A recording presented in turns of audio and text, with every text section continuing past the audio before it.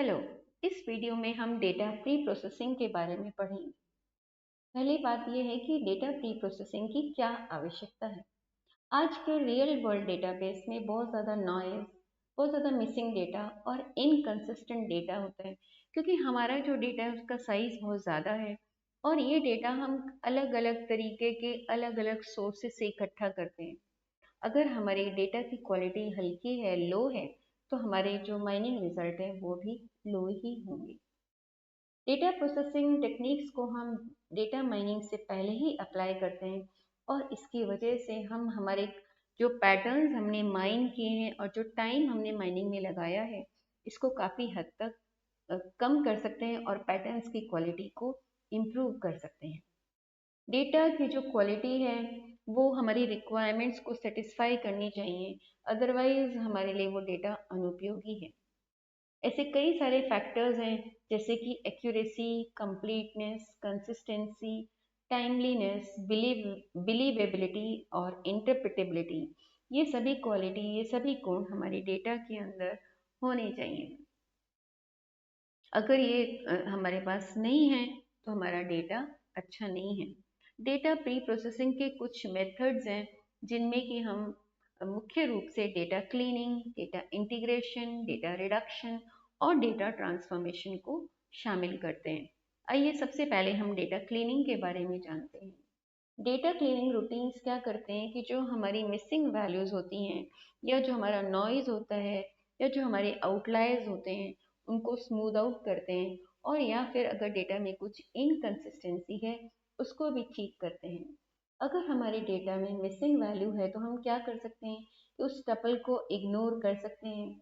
और ऐसा टपल का इग्नोरेंस सब कब करते हैं कि जब उस क्लास का लेबल ही मिसिंग हो, तब हम ज़्यादातर उस टपल को इग्नोर करते हैं। या फिर हम जो मिसिंग वैल्यूज़ हैं उनको खुद ही भर देते हैं।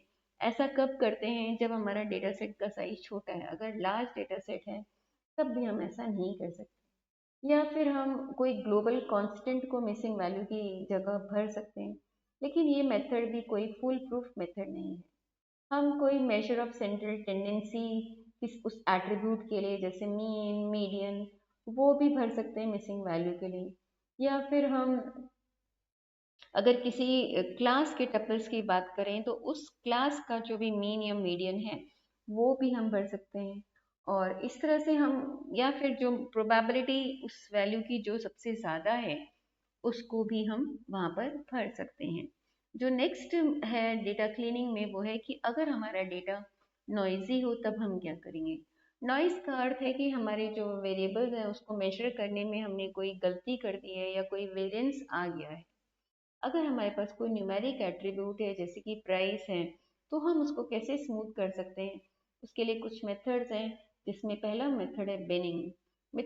बिनिंग मेथड में हम क्या करते हैं, जो हमारा सॉर्टेड डेटा वैल्यू होती है उसको काम में लेते हैं स्मूथिंग के लिए, और इसमें हम जो वैल्यू है उसका नेबरहुड को यूज़ किया जाता है। तो जो सॉर्टेड वैल्यूज़ हैं उनको पहले हम कुछ बकेट्स में डिवाइड कर देते हैं और फिर उसके बाद में हम उसको ये स्मूथिंग करते हैं।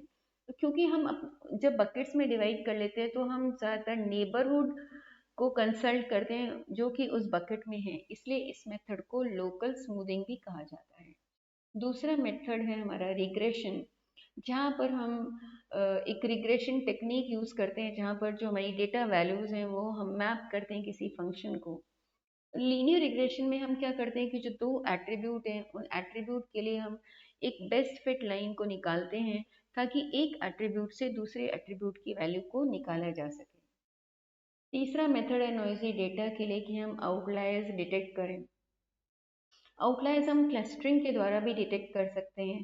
जैसे जो सिमिलर वैल्यूज़ होती हैं वो तो ग्रुप्स में आ जाती हैं, और जो आउटलायर्स होते हैं वो उन ग्रुप्स के बाहर लाई करते हैं।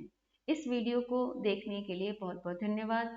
प्री प्रोसेसिंग का बाकी का बचा हुआ हिस्सा हम अगली वीडियो में करेंगे। बहुत बहुत धन्यवाद।